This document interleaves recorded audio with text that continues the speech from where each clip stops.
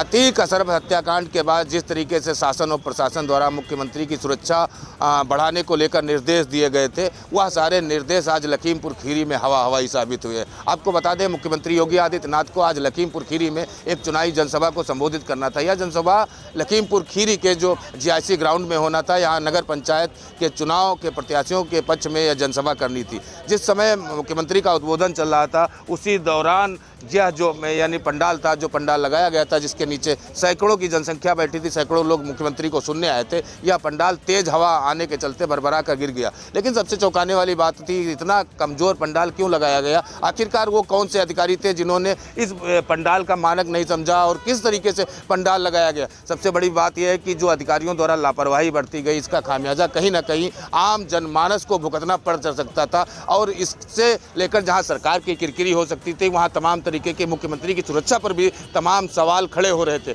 लेकिन लखीमपुर खीरी के जो प्रशासनिक अमला है, वह हवाई दावे करता रहा। 2 दिन पहले से जो आईजी थे तरुणगाबा लखीमपुर में कैंप कर रहे थे, मुख्यमंत्री की सुरक्षा को जांच पड़ताल कर रहे थे। लेकिन फिर भी अधिकारियों ने किसी तरीके का जो प्रशासनिक अमला था, उसने एक बार ये नहीं समझा कि जिस तरीके से ये पंडाल लगाया जा रहा है, कहीं ना कहीं तेज हवा में लुढ़क तो नहीं जाएगा। फिलहाल लखीमपुर खीरी में जो यह हादसा हुआ है, इसमें लोग बाल बाल बच गए हैं। लेकिन अब देखने वाली बात होगी कि किस तरीके से इन अधिकारियों सपा में आज समाजवादी पार्टी ने एक बड़ी बैठक बुलाई थी। इस बड़ी बैठक में तमाम जो पदाधिकारी थे समाजवादी पार्टी के, वो सब मौजूद रहे और नगर निकाय चुनाव के बारे में तमाम बातें हुई कि किस तरीके से आगे प्रचार करना है। जिस तरीके से समाजवादी पार्टी पे तमाम सवाल उठ रहे थे कि मुख्य विपक्षी पार्टी होने के बावजूद अपने प्रत्याशियों के लिए निकाय चुनाव में प्रचार नहीं कर रहे हैं, जमीन पर नहीं उतर रहे हैं, प्रचार नहीं कर रहे हैं। तो ऐसे में अब सामने अपडेट आई है कि अखिलेश यादव 1 तारीख से जो है मेट्रो के जरिए प्रचार करेंगे। लखनऊ में जो मेट्रो है, मुंशी पुलिया से लेकर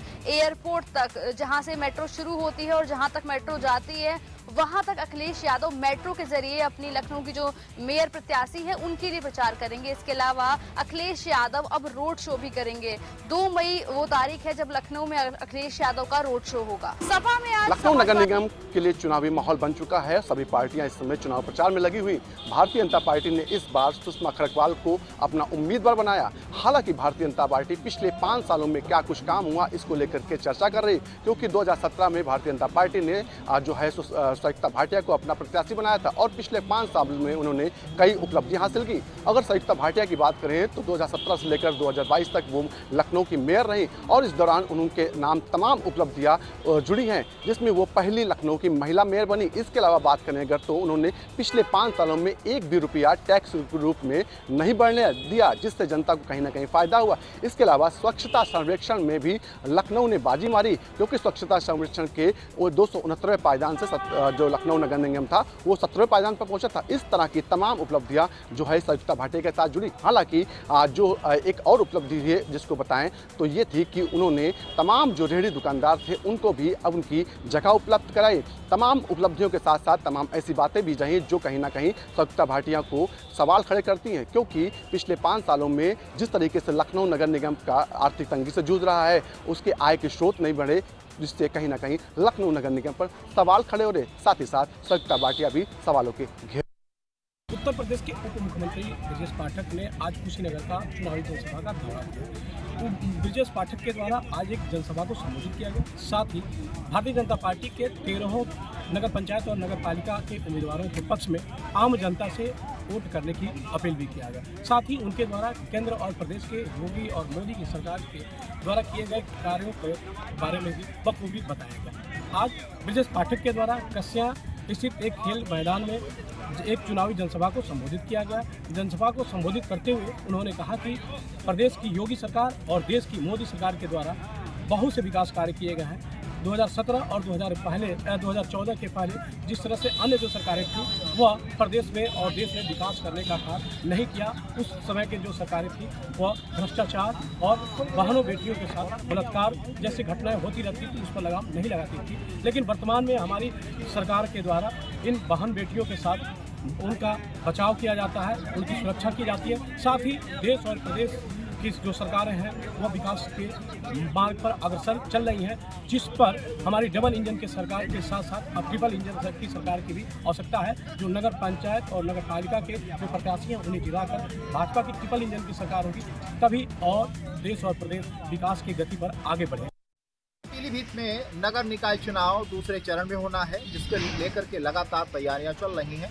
नामांकन प्रक्रिया 24 अप्रैल को पूरी होने के बाद 25 को पर्चे की जांच की गई, जिसमें कुछ निरस्त भी किए गए। 27 तारीख को नाम वापसी थी, जिसमें 26 लोगों ने अध्यक्ष पद के नाम। आपको बता दें, जनपद पीलीभीत में अध्यक्ष पद के लिए नामांकन जो है 285 खरीदे गए थे, तो वही नामांकन पत्र 173 ही जमा किए गए थे। उसके बाद निरस्त होने के बाद 139 ही अध्यक्ष पद के लिए उम्मीदवार बचे थे, तो वहीं 27 तारीख को 26 उम्मीदवारों ने अपने नाम वापस ले लिए। आज 28 तारीख को उनको चिन्ह आवंटित किए जा रहे हैं। तो अब मैदान में तस्वीरें साफ हो चुकी हैं कि अध्यक्ष पद के लिए जनपद पीलीभीत में 10 नगर निकाय हैं, जिनमें 3 नगर पालिका परिषद हैं और 7 नगर पंचायतें हैं, जिसमें 113 कैंडिडेट्स इस समय मैदान में हैं और चुनाव लड़ रहे हैं। वहीं आज उनका चिन्ह आवंटित भी किया जा रहा है। आपको बता दें, जनपद पीलीभीत में निकाय दूसरे चरण में होना है, तो यहाँ मतदाता की अगर हम बात करें तो 2,92,000 से अधिक मतदाता इस चुनाव में अपना मतदान करेंगे। वहीं नए मतदाताओं की भी अगर हम बात करें तो 5,300 से अधिक नए मतदाता हैं। तो प्रशासन भी पूरी तरह से नामांकन के बाद जो जब तक नगर निकाय की जो व्यवस्थाएं चल रही हैं, चुनाव की व्यवस्थाएं चल रही हैं, उनको पूरी तरह से मुस्तैदी से बेहतर ढंग से कराने के प्रयास। हाथरस जिले के हसाइन क्षेत्र में समाजवादी पार्टी के प्रत्याशी के पति पूर्व चेयरमैन का एक पैसे गिनती कर किसी को देते हुए वायरल वीडियो हो रहा है।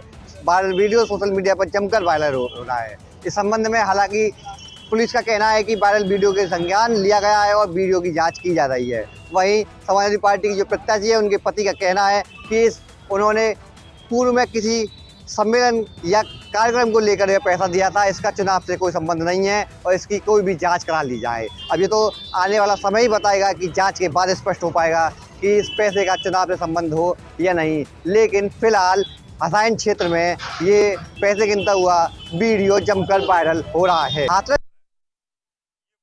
अमेठी में नगर निकाय चुनाव को लेकर के रणभेरी बच चुकी है। लगातार अमेठी में नगर निकाय चुनाव को लेकर के सियासत भी गर्म हो गई है। हम अमेठी की बात करते हैं तो अमेठी में 2 नगर पालिका और 2 नगर पंचायतें हैं, जिसमें लगभग करीब 1 लाख के आसपास वोटर हैं। अगर अमेठी की हम बात करते हैं तो अमेठी में कांग्रेस, बसपा, सपा, भाजपा आपके साथ साथ निर्दलीय प्रत्याशी भी मैदान में ताल ठोक रहे हैं। अमेठी में 11 तारीख को चुनाव होना है और वही 13 तारीख को रिजल्ट आना है। अब तो आने वाला वक्त ही बताएगा कि मतदाता किस तरफ रुझान, मतदाताओं का किस तरफ रुझान जाएगा और मतदाता किस प्रत्याशी को पसंद करते हैं। ये तो 13 तारीख को ही रिजल्ट आने पर ही साफ हो पाएगा कि कौन से प्रत्याशी के चेहरे पर चेहरा बनता है। ये तो आने वाला वक्त ही बताएगा।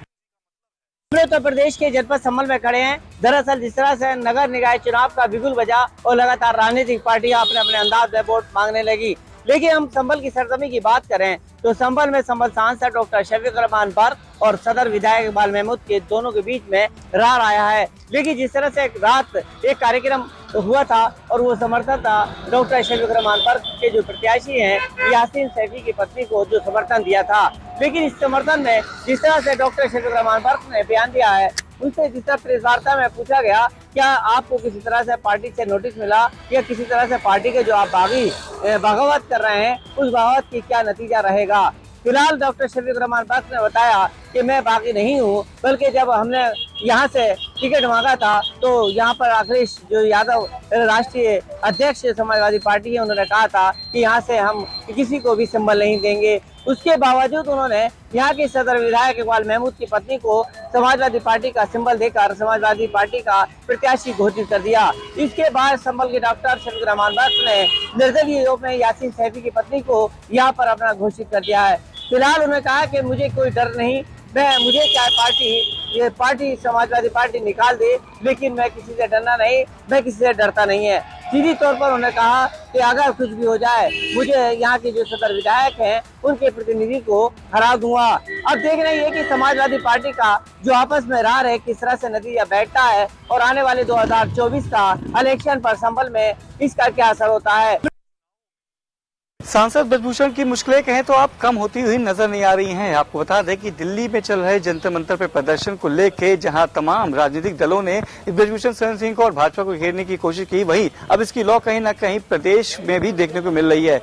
इसी कड़ी में उत्तर प्रदेश के लखनऊ विश्वविद्यालय के छात्र छात्राओं ने ब्रजभूषण शरण सिंह के खिलाफ मोर्चा खोला।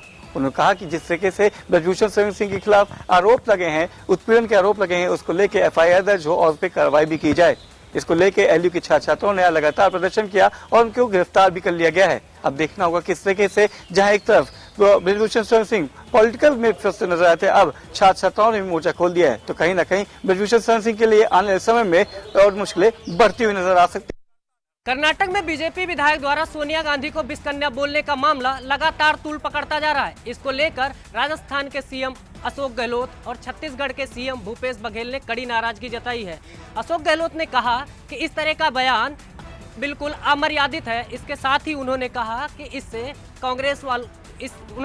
इससे कांग्रेस जनों की भावनाएं आहत हुई हैं। इसके साथ ही पूरे मामले को लेकर अशोक गहलोत ने कहा कि मैं खुद प्रधानमंत्री नरेंद्र मोदी को एक पत्र लिखूंगा और उनको अवगत कराऊंगा कि इस तरीके का अमर्यादित बयान कांग्रेस जनों की भावनाओं के साथ एक खिलवाड़। तमिल भाषियों का चल रहा काशी में इस समय पूर्वजों के लिए पिंडदान एक बार फिर से चर्चाओं का केंद्र है। 12 तारीख से ये आयोजन की शुरुआत हुई है, जिसमें तमिल भाषा के लोग अपने पूर्वजों को न केवल पिंडदान करते हैं बल्कि उनसे आशीष मांगने की कोशिश करते हैं, आशीष मांगते हैं। समझा जा सकता है कि इस कार्यक्रम में एक बार फिर से प्रधानमंत्री रूबरू होने वाले हैं, जुड़ने वाले हैं। ये अलग है कि प्रधानमंत्री इस बार वर्चुअली जुड़ेंगे और लोगों को मानसरोवर घाट से अपने संबोधन से रूबरू कराएंगे। इस पूरे कार्यक्रम के लिए तमिल संगमम के इस आयोजन से जुड़े आयोजकों द्वारा न केवल तैयारी की गई है, बल्कि साथ ही साथ जो वहाँ के लोग हैं, जिनकी सेवा, जिनकी सहयोग, जिनके कार्यक्रम से पूरा आयोजन हो रहा है, उन्हें भी सम्मानित करने की बातें चल रही हैं, किया जाएगा। समझा जा सकता है कि प्रधानमंत्री एक लंबे समय के बाद एक बार फिर न केवल अपने मतदाताओं से जुड़ेंगे, अपने संसदीय क्षेत्र के लोगों से जुड़ेंगे, बल्कि तमिल के उन लोगों से भी जुड़ेंगे जो काशी आकर अपने धार्मिक कृत्यों को न केवल कर रहे हैं बल्कि अपने पूर्वजों को तारने के लिए पूर्वजों से आशीर्वाद की कामना कर रहे हैं। अतीक अहमद और अशरफ अहमद की न्यायिक हिरासत में हुई हत्या के बाद मामला सुप्रीम कोर्ट में पहुंचा हुआ था। याचिकाकर्ता विशाल तिवारी ने एक याचिका डाली थी सुप्रीम कोर्ट में और कहा था कि 2017 के बाद से उत्तर प्रदेश में करीब 183 एनकाउंटर्स हुए हैं और कुछ एनकाउंटर्स पर सवाल खड़े हो रहे हैं। इसके अलावा अतीक अहमद और अशरफ अहमद की न्यायिक हिरासत में हत्या का भी उस याचिका में जिक्र किया गया था। पूरे मामले में आज सुप्रीम कोर्ट में सुनवाई हुई है। विशाल तिवारी का ये तक कहना था कि संदेह के घेरे में सरकार की भूमिका भी नजर आती है। वहीं उत्तर प्रदेश सरकार ने भी अपना पक्ष आज सुप्रीम कोर्ट में मजबूती से रखा। उत्तर प्रदेश सरकार ने कहा कि हम मामले की जांच कर रहे हैं और पूरी तरीके से जल्द कार्रवाई कर रहे हैं। इसके अलावा उत्तर प्रदेश सरकार ने कहा हमने आयोग का गठन भी कर दिया है जो अब मामले की जांच कर रही है। सुप्रीम कोर्ट ने हालांकि इस पूरे मामले पर टिप्पणी करते हुए कहा कि एम्बुलेंस से अंदर आरोपियों को क्यों नहीं लेकर जाया गया। इसके अलावा सुप्रीम कोर्ट ने यह भी कहा कि अतीक और अशरफ की परेड कराने की क्या कुछ जरूरत थी। अब इस पूरे मामले में 3 हफ्ते तक का समय दिया गया है, जिसके बाद एक बार फिर सुप्रीम कोर्ट में सुनवाई होगी। तब देखना होगा कि उत्तर प्रदेश सरकार इस पूरे मामले में क्या कुछ अपना जवाब सुप्रीम कोर्ट में देती है। वहीं याचिकाकर्ता विशाल तिवारी क्या कुछ कहते हैं। आज पूर्व MLC जितेंद्र यादव जी के द्वारा तहसील बिलसी परिसर में ई-स्टाम्पिंग कार्यालय का उद्घाटन किया गया। सरकार की योजना थी कोटेदारों के लिए ई-स्टाम्पिंग का काम देना, जिससे जो है उनकी आय दुगनी हो।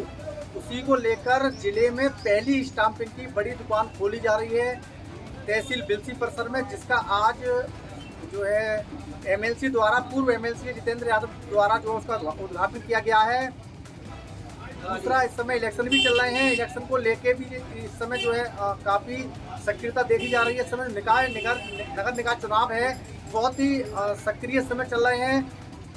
प्रत्याशी जो है रात नेक कर दिया है, किसकी जीत होगी किसकी हार होगी अभी कुछ कहा नहीं जा सकता।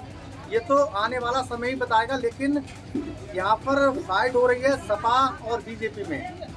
दोनों ही के प्रत्याशी दमदार हैं, पूरा जी तोड़ मेहनत कर रहे हैं। बीजेपी पार्टी जो है अपने विकास कार्यों को लेकर क्षेत्र में उतर रही है, वहीं सपा जो है उसमें खामियां गिना रही है। आज पूर्व एमएलसी जितेंद्र यादव जी के द्वारा तहसील बिलसी परिषद उत्तर प्रदेश सिंचाई विभाग में सहायक संघ ने एक बार फिर जोरदार प्रदर्शन किया। यानी कि इस प्रदर्शन का करने का कारण था लखनऊ खंड निकाय में तैनात प्ररूपकार अभिजात मिश्रा पर कई आरोप लगाए गए थे। जो सहायक अभियंता ने एक आरोप लगाया है, उस आरोप के अंतर्गत लगभग काफी देर तक इसका हंगामा भी चलता रहा। उन्होंने आरोप लगाते हुए यह कहा कि जिस तरीके से गाली गलौज करते हैं, मेरे साथ बदतमीजी करते हैं, इसके साथ मेरे पास जो रखा हुआ कंप्यूटर था वो भी उन्होंने छीन कर किसी और को दे दिया। यानी कि सरकारी संपत्ति को भी उन्होंने वहां से हटा दिया। इसको लेकर के भी कई तरीके से विवाद उत्पन्न हुए। हालांकि विवाद काफी देर तक चलता रहा और सहायक संघ के कर्मचारी और यूनियन पूरी एक हो गई थी। इसके बाद से वो एएनसी देवेंद्र कुमार अग्रवाल के पास जाकर के काफी देर तक धरना प्रदर्शन करते रहे। हालांकि कई मुद्दों पर चर्चा की गई, लेकिन इसके बाद भी अभी तक पूरी मांग नहीं मिल पाई है। यानी कि ये प्रदर्शन अभी भी आगे चलता रहेगा। जिस तरीके से एक सहायक अभियंता ने आरोप लगाया है और आरोप के बाद भी कार्रवाई नहीं की गई, इसको लेकर के लगातार जो है सहायक संघ जो है वो पूरी तरीके से जोर देता नजर आ रहा है। जिया खान सुसाइड केस में मुंबई की सीबीआई कोर्ट ने लगभग 10 साल बाद अपना फैसला सुना दिया है और सीबीआई ने ये फैसला सुनाया है कि जो जिया खान के बॉयफ्रेंड थे यानी कि सूरज पंचौली, उनको बरी कर दिया गया है। जिया खान के मां का कहना था कि सूरज पंचौली ने जिया खान को बहुत ज्यादा उकसाया था सुसाइड करने के लिए, जिसकी वजह से जिया ने सुसाइड की थी। जिसके बाद सूरज पंचौली को जेल भी हुई थी। 1 महीने की जेल में सूरज पंचौली रहे भी थे। और आपको बता दें, इस घटना में सूरज पंचौली पर एक्ट्रेस को आत्महत्या के लिए उकसाने का आरोप लगाया गया था। और जांच के दौरान 7 जून 2013 को जिया खान के घर से पुलिस को 6 पन्नों का हाथ से लिखा हुआ सुसाइड नोट भी मिला था। इसके बाद मुंबई पुलिस ने 11 जून 2023 को बॉलीवुड एक्टर आदित्य पंचौली के बेटे सूरज पंचौली को जिया को खुदकुशी के लिए उकसाने के आरोप में गिरफ्तार भी कर लिया था। लेकिन आज मुंबई के सीबीआई स्पेशल कोर्ट ने जिया खान के सुसाइड केस पर अपना फैसला सुना दिया और सूरज पंचौली को रिहा कर दिया। जिसके बाद सूरज पंचौली का पूरा घर, तमाम रिश्तेदार, तमाम उनके जो हैं परिजन बहुत खुश है इस फैसले से। वहीं दूसरी तरफ इस फैसले से जिया खान की मां जो है वो अभी खुश नजर नहीं आ रही है। भारतीय विकेटकीपर बल्लेबाज ऋषभ पंत आईसीसी के आगामी वर्ल्ड कप और एशिया कप के लिए बाहर हो गए हैं। बता दें, ऋषभ पंत का पिछले साल एक्सीडेंट हुआ था, जिसके बाद लगातार उनका इलाज जारी है, लेकिन उनका इलाज समय पर पूरा ना होने के चलते भी कुछ और समय लगेगा। रिपोर्ट्स की माने तो 7 से 8 महीने ऋषभ पंत को ठीक होने में लग सकते हैं। ऋषभ पंत पहले ही आईपीएल 2023 से बाहर हो चुके हैं, अपनी टीम की कप्तानी नहीं कर रहे हैं। ऐसे में एशिया कप और वर्ल्ड कप में उनका ना होना टीम के लिए बड़ी चुनौती भी साबित हो सकता है और यह भी हो सकता है कि ऋषभ पंत की जगह कोई और विकेटकीपर बल्लेबाज टीम इंडिया में ले सकता है। यानी कि ऋषभ पंत के लिए मुसीबतें तो हैं, लेकिन जितनी जल्दी वापसी करेंगे उतना ऋषभ पंत के लिए बेहतर हो। अगर आप भी पुरानी कार या बाइक खरीदना चाह रहे हैं तो ये आपके लिए खबर जानना बेहद जरूरी है कि उत्तर प्रदेश में चोरों का गिरोह एक ऐसा सक्रिय है जो चोरी की गाड़ी कार बाजार में और ओलेक्स के माध्यम से बेचता है। कहीं आप इन गाड़ियों को खरीदते हैं, उसके बाद आपको हवालात की हवा ना खानी पड़ जाए, इसलिए कार खरीदने से पहले उस कार की विस्तृत पड़ताल की जाए कि कहीं वो कार चोरी की तो नहीं है। ऐसा ही एक आज गिरोह राजधानी में पकड़ा गया, जिसके 2 सदस्यों के पास से 8 गाड़ियां बरामद हुई हैं। अब देखना होगा कि इनकी निशानदेही पर और कितनी गाड़ियां और कितने लोग पुलिस के हिरासत में आते हैं। अगर आप उत्तर प्रदेश में गौशालाएं खोली गई हैं, जहां गायों के संरक्षण के लिए, रखरखाव के लिए सरकार गायों के लिए मुहैया करा रही है, चाहे वो दाना हो, चाहे पानी हो, चाहे खाने पीने की तमाम व्यवस्था हो, चाहे उपचार की व्यवस्था हो। आगरा की कोलारा कला गौशाला में आधा दर्जन गायों की मृत्यु होने के बाद सूचना से पूरे जिले में हाहाकार मच गया, जिससे उपजिला अधिकारी खेरागढ़ ने चीत की गौशाला, जो आगरा के दूसरे नंबर की गौशाला पाई जाती है, जिसमें निरीक्षण किया, जहां तमाम गायें बीमार भी पाई गई। उपचार में डॉक्टर की लापरवाही पाई जाने के बाद डॉक्टर के खिलाफ एक नोटिस जारी किया है, जिसके बाद उपजिला अधिकारी ने शासन को आदेश भी किया है ऐसे डॉक्टर पे कार्रवाई होनी चाहिए और कहीं ना कहीं गौशाला में गायों के रखरखाव की व्यवस्था भी ठीक होनी चाहिए। गौशाला में तमाम खामियां पाई गई, जिसको डांट फटकार लगाते हुए उपजिला अधिकारी खेरागढ़ अनिल सिंह ने कार्रवाई के आदेश भी दिए हैं। सरकार की मंशा है कि भ्रष्टाचार पर रोक लगे, लेकिन प्रशासन की मिलीभगत के चलते भ्रष्टाचार को रोकने में सरकार नाकाम साबित हो रही है। मामला बेसिक शिक्षा विभाग के बाबू अनिल नौबार का था, जो फर्जी नियुक्ति की बताई गई। उसमें शिकायत होने के बाद उसमें जांच की गई। बताया जा रहा है कि उसमें जांच गाइड के इंद्र प्रकाश जी द्वारा की जा रही है। जब इंद्र प्रकाश जी से बातचीत की तो उन्होंने बताया कि मामले में जांच की जा रही है, निश्चित तौर से निष्पक्ष कार्रवाई की जाएगी। मामला में बताया जा रहा है कि अनिल नौमार को 2 नियुक्ति पत्र मिले, जो 2013 और 2018 में नियुक्ति पत्र मिले। उससे पहले 2015 में जो अनिल नौमार हैं, उनकी पत्नी इस समय रामस्वरूप इंटर कॉलेज माध्यमिक विद्यालय में तैनात है। उसमें नॉमिनी भी अनिल कुमार नौमार बताए गए हैं। अब इस पूरे मामले में जांच चल रही है। जांच के बाद क्या कुछ तथ्य सामने आएगा, ये देखने वाली बात होगी। सर, रोड नहीं तो वोट नहीं, ये पुरानी कोतवाली मेन चौक आजमगढ़ का मेन शहर है। पुरानी कोतवाली से दलाल घाट का ये रास्ता है और यहाँ के लोगों से, निवासियों से बात हुई है तो उन्होंने बताया कि ये पिछले 5 से 7 सालों से रोड नहीं बना है। कई बार इन्होंने जिला अधिकारी के ज्ञापन दिया, सांसद जी को ज्ञापन दिया, सांसद जी ने कहा भी और शहर की पूरी रोड बनी भी है, लेकिन ये रोड नहीं बनी। आखिर क्या कारण है कि ये रोड नहीं बनी है? नगर पालिका से रोड है। इससे त्रस्त आके यहाँ के निवासियों ने बैनर टांग दिया है कि रोड नहीं तो वोट नहीं। अब आगे निकाय चुनाव है, निकाय चुनाव है। अगर इस तरह से अगर रोड नहीं बनती है तो यहाँ के निवासी अगर चुनाव का बहिष्कार करते हैं तो यहाँ चुनाव की क्या तस्वीर रहेगी, आगे देखते हैं। अब इस पे क्या प्रशासन और यहाँ की नगर पालिका जो भी इस समय अथॉरिटी है वो क्या इस पे लेती है, संज्ञान क्या करती है, कैसे रोड बनाती है और यहाँ के लोगों को कैसे समझाती है कि वो लोग अपने मत का प्रयोग करें। सोशल मीडिया में आजकल युवाओं को जो है रील्स बनाने का काफ़ी शौक है और ऐसे में कई बार जो है युवा वो कई नियमों का उल्लंघन कर बैठता है, कई नियमों को तोड़ बैठता है। वहीं ऐसा ही एक मामला जो है सामने आया है जिसका वीडियो जो है काफ़ी तेज़ी से वायरल हो रहा है। ये मामला जो है दरअसल नोएडा का है, जहां पर आप देखेंगे कि कई युवा जो हैं एक थार कार में सवार हैं। दर्जन भर युवा जो हैं थार कार में सवार नज़र आ रहे हैं और हाथों में उनके हथियार नज़र आ रहे हैं। लेकिन इस बात की पुख्ता जानकारी नहीं है कि ये जो हथियार नज़र आ रहे हैं वो नकली है या फिर असली। जैसे ही ये वीडियो वायरल हुआ है वैसे ही पुलिस जो है इस मामले की जांच में जुट गई है। वहीं गाड़ी की पहचान कर ली गई है और आपको बता दें कि ये वीडियो जो है नोएडा से सामने आया है। कई तमाम ऐसे वीडियो जो हैं लगातार सामने आ रहे हैं।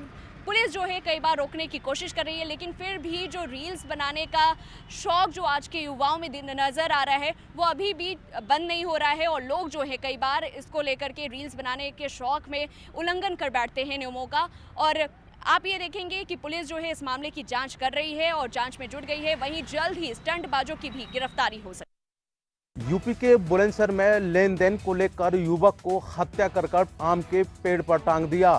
आरोप यह है कि पड़ोस के ही रहने वाले गांव में दबंग लोगों को 10 लाख रुपए दिए थे, जहां अपने पैसे मांगने को लेकर कल काफ़ी झगड़ा हुआ था। तभी से ही सुधीर लापता बताया जा रहा है और गांव के ही रहने वाले एक पड़ोस पर लेन देन को लेकर विवाद हुआ था। विवाद इतना बढ़ गया, काफ़ी झगड़ा बताया जा रहा है, जिसके चलते सुधीर लापता हो गया था। देर रात को पड़ोस में ही आम के बाग पर उसका शव मिला है। पुलिस मौके पर पहुंची है, फोरेंसिक टीम को मौके पर बुलाकर नमूना लिए जा रहे हैं।